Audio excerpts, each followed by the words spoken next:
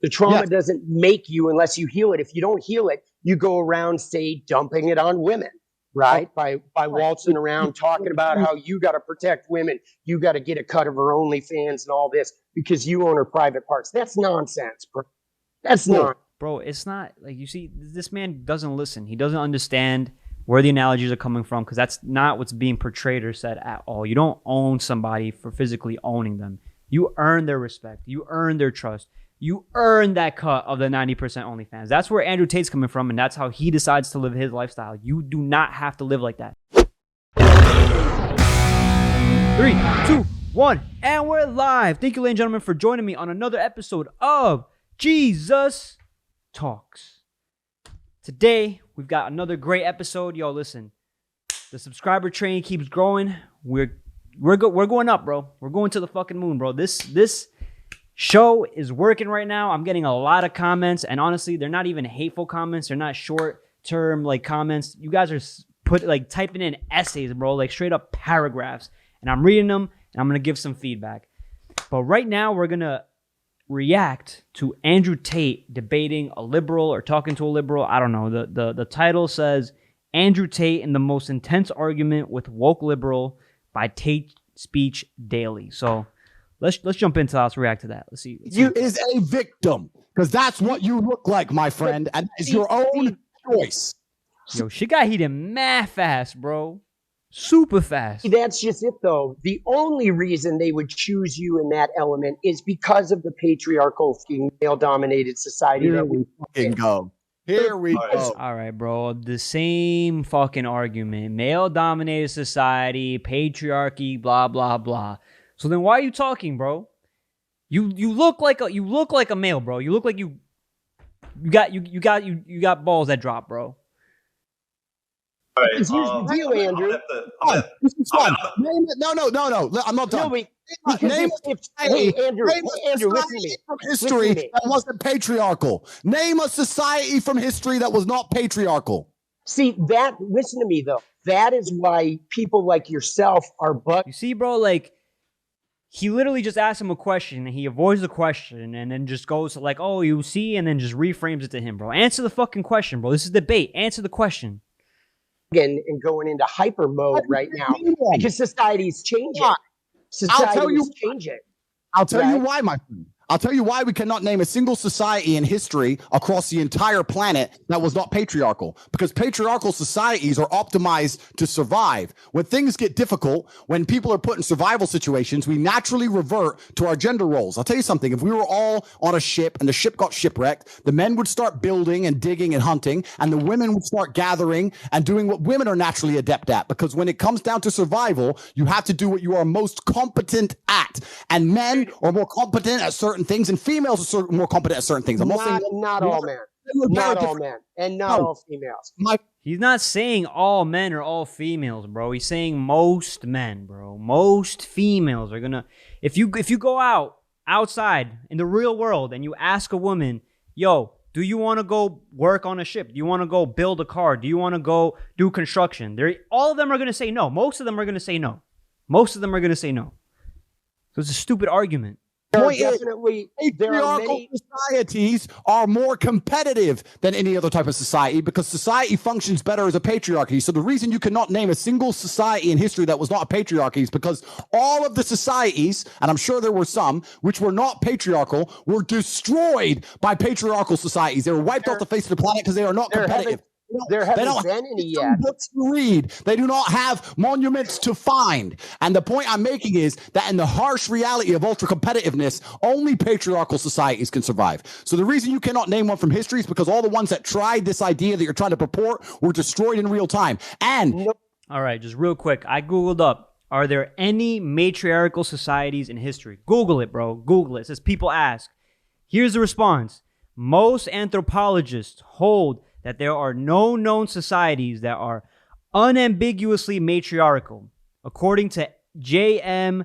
Adovazio, Olga Sofer, and Jake Page, no true matriarchy is known actually to have existed. That's Google, bro. That's Google. That's not me. That's Google. in the West, in Nobody's America, even done it yet. as we stand right now in America, which I wouldn't even call it a patriarchal society because it isn't, because females have more rights under the law than men. Oh my God, bro. They do. Shut. And I'm telling you now, You are so clueless. What as are you even America talking about? All right, bro. If he's clueless, at least say something, bro. At least give a fact or something. Something of substance, bro. At least an analogy, a personal reference. Something, bro. Just stop fucking being a dickhead. And the patriarchy is disintegrated. All that's going to happen is that other countries like Russia, like China, like countries which are still patriarchal, will remain more competitive than the West. And you're not going to fix the world. America's just going to end up a third world shithole. So throwing the fucking patriarchy away is going to fix a fucking thing. You live in a clown world, my clown world. Yeah, no, I don't. I mean, I do live in a clown world because there are people like you that are sitting there like pushing this inane philosophy. So yeah, I get it. I accept it. All right, cool. All right, great opinion. Now, state how are you going to back up your opinion, bro? Because you're talking about a clown world, bro. You literally have pink hair. What are you talking about, bro? You have pink hair, bro. You want to talk about clowns? You have pink hair. But first off, we haven't seen a non-patriarchal society yet. We're definitely moving toward it. And if you want to look at America and look at some of the problems with America, like what problems do we have? Well, there's an enormous wealth gap. You mentioned the Roman Empire earlier. The Roman Empire didn't fall because of laziness. It fell because of overconfidence, because of an income gap between the richest and the poor, and because of political corruption. All three things that are sort of happening in America right now.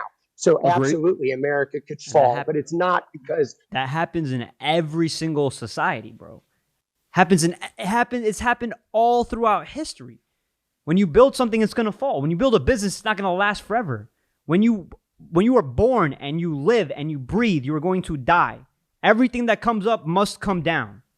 Come on, bro. Don't live in some fucking clown ass world. Men were turning soft, right? The idea of men being soft. The idea of men being soft, Andrew, is a battle cry of men who see that purely physical stature is no longer the only defining quality. Because like you said, they could line me and... If we are out on the streets, bro, and you hit me with, oh, I'm going to be soft and I'm going to defend myself with my words, I'm going to punch you in the face. And then what's going to happen? Are you going to come back with more words, bro? Or are you going to get a cop to come and defend you that has his physical stature and has something and tools that he can utilize to put me down and arrest me? Bullshit. Up and all those brutes like the cops or somebody looking for pure strength would choose you to defend them. But anybody who was from a marginalized group that was looking for an emotional defender, those people would pick me, right? And they wouldn't pick the muscular guy because they know that I have the inner strength to actually... Bro, I wouldn't even pick you as an emotional defender, bro. To be completely honest, I wouldn't even do that. I wouldn't even give you that much credit.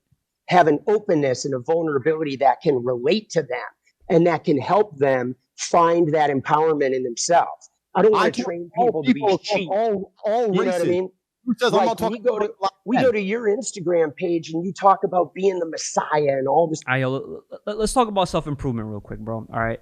Because we all judge books based on their covers, bro. Whether you admit it or not, you definitely do that. Now, whether you should go your whole life doing that and only living by just judging book by its covers, absolutely not. You shouldn't do that, but we all do it anyways. So how can you take what you're watching right now and improve your life with it, all right?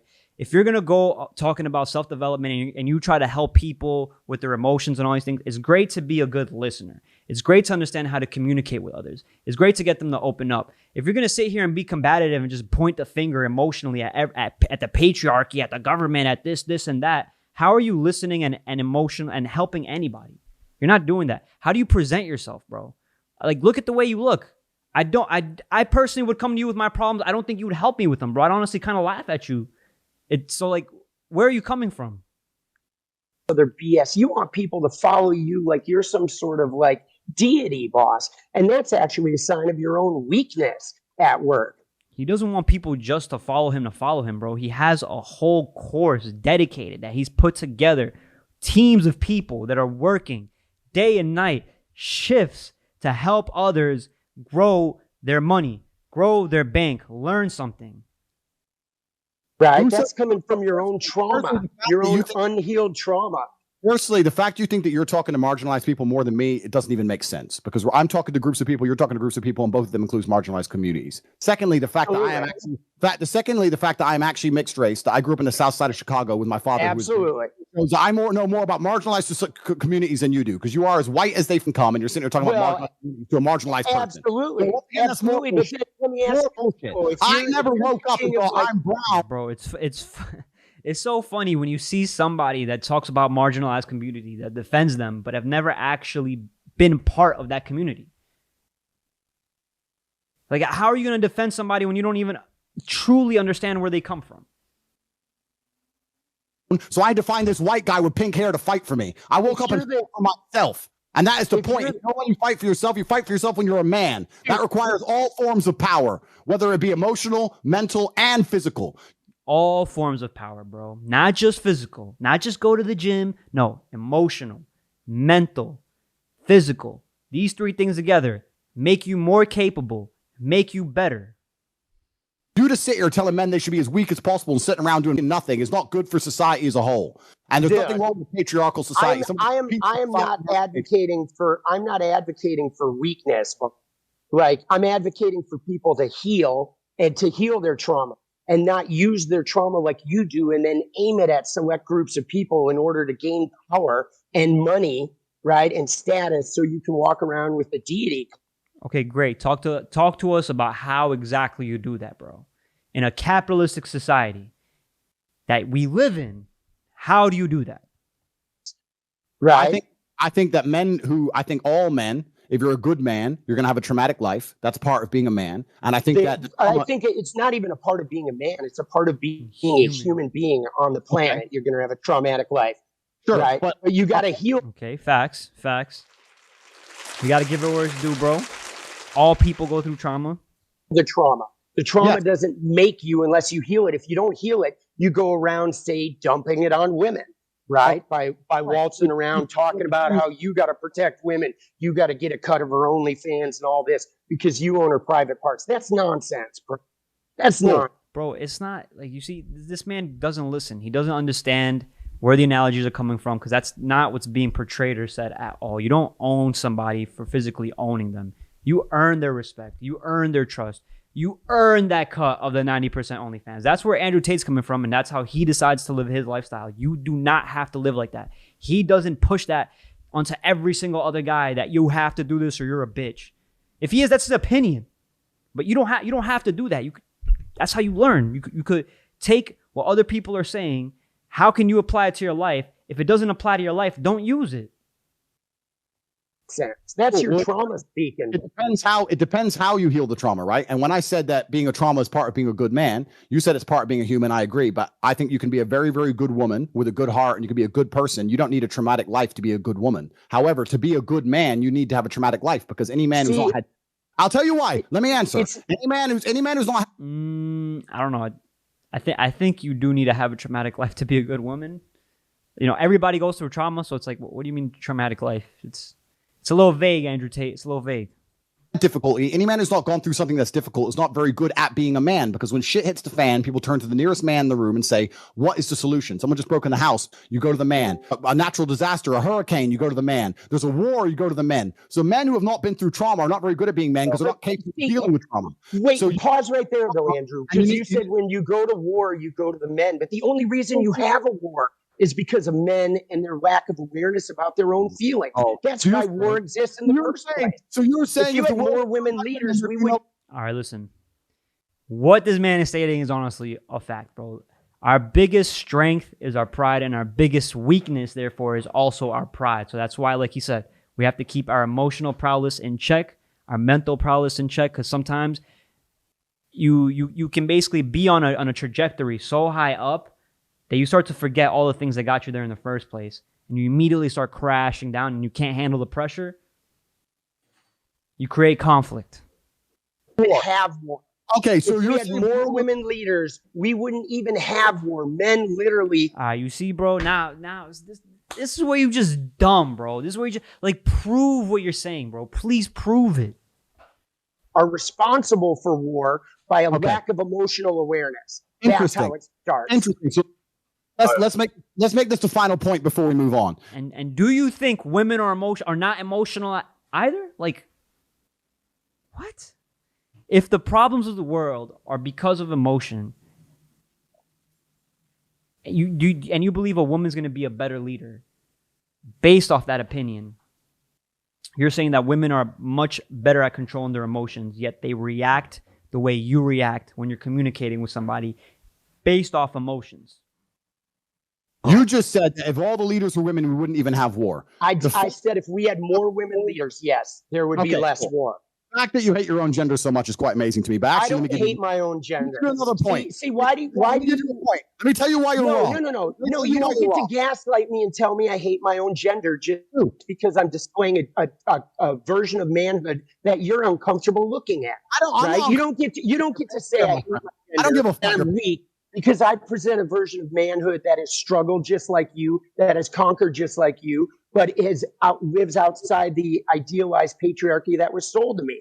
You don't get to gaslight me because you're uncomfortable with the type of man that I am. You love men. You love men. Cool. The point I'm making is you loves using that word, gaslight. I'm a victim.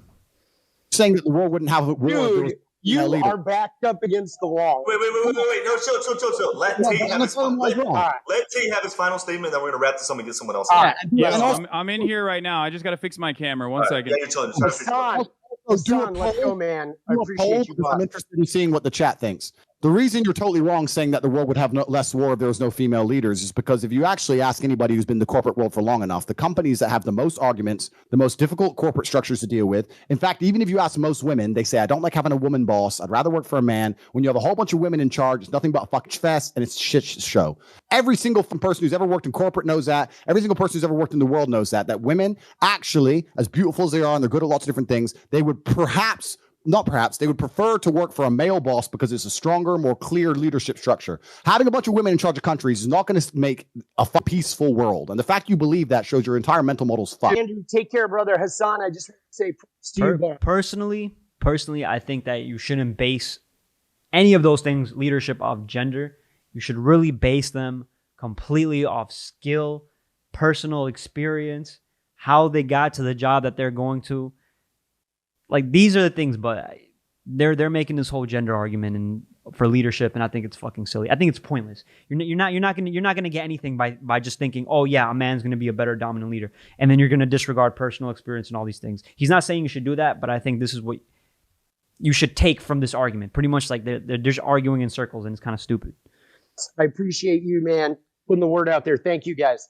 Good to talk, bro. Have a good day. Let's go. Appreciate you coming on, Tommy. Have a good one, man. Cheers. Thank you. How do you feel about my guy, Tommy? Yeah.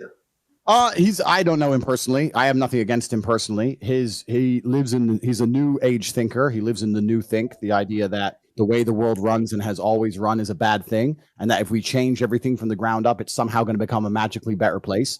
Obviously, he has no proof or any references for his way of thinking because it's never been tested before. It's an untested theory. I think that for him to come along and say such blanket statements that if we changed all the world leaders to women, there wouldn't be war is inane and asinine. I think for him to say that a man who's physically strong can't be mentally strong is also stupid.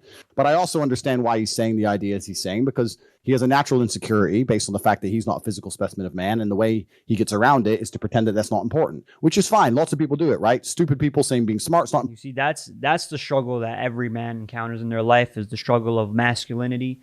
They don't know how to, again, challenge their emotions, challenge their mentality, challenge their physicality. If you don't do these things, if you only focus on one thing, which is mental or emotional, and you're regarding the physicality, you're regarding realness. You're regarding the things that you can actually control over, right? Mentally, you can get blocked, but these are all parts of your imagination, delusion, and memories. They're all coming together. Emotions is basically a compilation of all the things that you're feeling throughout the day, and they can get clouded through your judgment, through your mentality. So that's why it's important to focus on every single one of these parts together and independently at different times. You need to figure out what things you can do in your life today. Should I focus mentally? Should I focus physically? Every day you should be focusing physically, at least 30 minutes a day, bro. Mentally, what are you reading? How are you dissecting it? How are you breaking it apart? How are you applying it to your life, right? And then emotionally, who are the people that I trust around me that I can talk to and share these ideas with? These are ways and things that you can do in your life to improve your life every single day. Important. Poor people saying me rich is not important. It's a common defense mechanism that everybody does, and I completely understand it. However, most people with a basic grasp of economics and the way societies work would look at society and say, you know what? A society with brave, strong men who are full of honor and duty is actually a better society than men who walk around saying, I have no duty to protect anybody or protect anything, and I can just sit around and cry all day. And this theory is being tested in real time, right? See, but you can have honor and duty amongst women as well. We can both work together. You know, America's quickly turning into the latter, and we can see crime rates going to the roof. We can see all the fucking shooting and all this stupid shit that's happening because men have no emotional control anymore. And that's what's going to happen. Is the society is going to degrade, and the countries where men still stick to their honor and their age-old expected ways of acting, are there going to be a safer societies overall? So time will prove me right, but I have nothing against the guy. He's fine. All right. That's that episode. Thank you for joining me on this episode. Don't forget to leave a like, comment, and subscribe. Hey! Sit! What? No, I know. But we also need to show that these dogs are getting out of hand. Hey! Sit!